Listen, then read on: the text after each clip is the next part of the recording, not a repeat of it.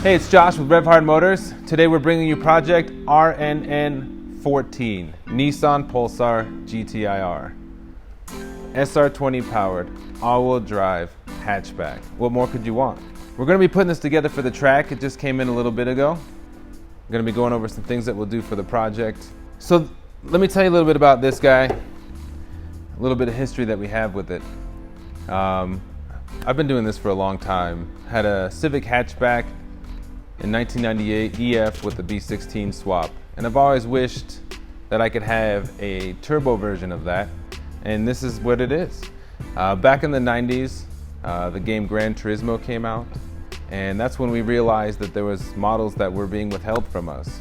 So the people that we used to hang out with, we used to go onto honda.co.jp or nissan.co.jp, or maybe not Nissan because that was a weird deal, but the result of it was finding out about this car new.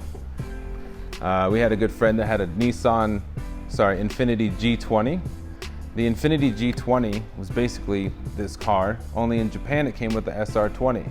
And as everybody knows, the S chassis cars came with the SR20. It was really a big deal. Four-cylinder motors, squeezing performance was, becoming a new thing.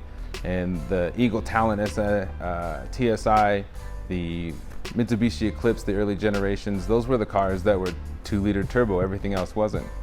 And so knowing this existed in Japan, knowing that we didn't have that and all I could settle for was Honda hatchbacks, it's always been a goal of mine to have one of these, and we have one. This is going to be a shop car. It's going to be a piece of the Revhard Racing Motors team, and I can't think of a better car to go pound the track besides a 2-liter turbo. Into the corners, out quick, off through the gears, really good car.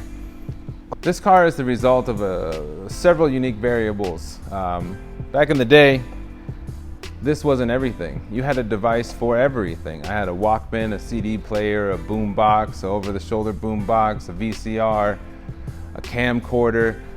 All of that was different things. And the best at making that at the time was Japan, by far. We had so many Sony products, yellow Walkmans. And the result of that, instead of pocketing all that funds, the car manufacturers decided to spread love on all the R&D departments. And because of that, we have beautiful cars just like this. This car has the same all-wheel drive system as the Nissan Skyline R32. It's an SR powered car, but it's transversed. The motor is horizontal like a normal 4-cylinder. And it has individual throttle bodies instead of a big intake manifold.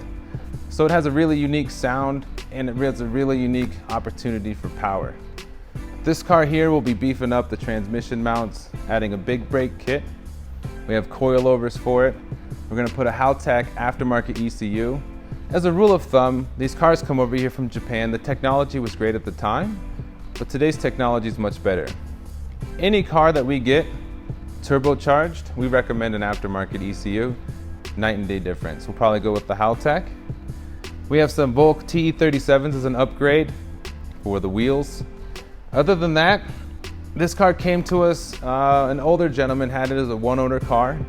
It's pushing 300,000 kilometers. However, the car was perfectly well maintained, even rubber and bushings. The motor's been rebuilt a few times, and this is the classic example of why you would rather have a mechanically sound car over a pretty car. We've seen plenty of cars with very low kilometers who just sat for a long time, all the gaskets, all the rubber is bad. It's almost a worse off project than a high mileage car that's been taken care of. And that's why we're going to track it. Obviously the resale value at higher mileage isn't there, but the car is solid, sturdy, reliable, and we're ready to get it out.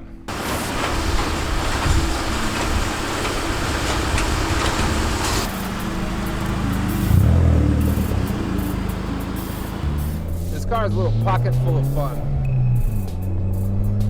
The 5-speed transmission is really smooth and solid. It will need some support though. We're going to get some brakes for that.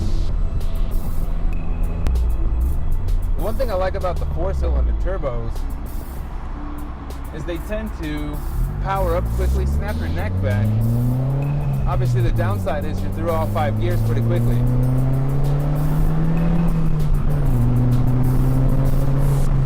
But that's also what makes it good for a track car.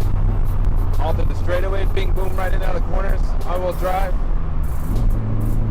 You really can't beat it. It's very peppy, it's It's very tight.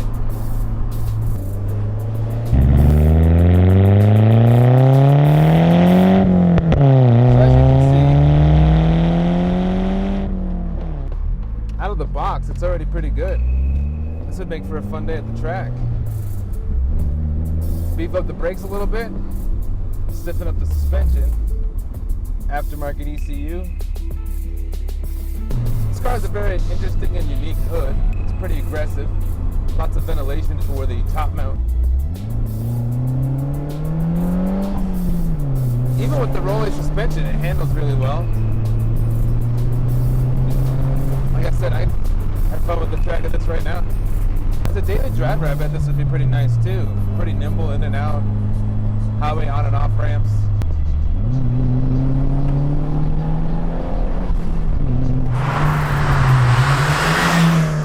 The hatchbacks have always been a favorite. I've had, I don't know, 5 or 6 Civic hatchbacks. My 2 favorite was the red the EF B16, and I had a silver EK. Type R headlights, badges, skirts, everything you name it. It was 99% Type R. That's what got me into all this mess. 2-liter 4-cylinder turbo is a pretty good equation. The SR20, for the longest time, was the horsepower record for a 2-liter 4-cylinder, or 4-cylinders in general. The 4G 63-liter took that mark. This is no slouch of a motor.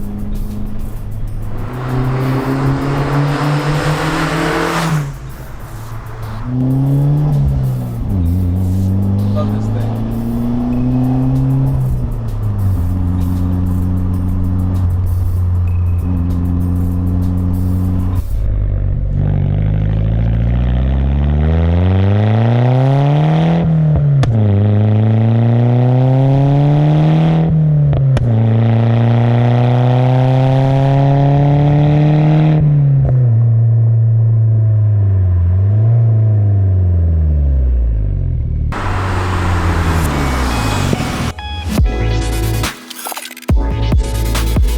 So now you can kind of see why we love this car. We hope you fall in love with it too. We have additionals coming in. If this is the kind of car you like, we'd be happy to source it for you. This is what we do. This is what we love. We do it for you. Stay tuned as we continue the Project NN RNN 14.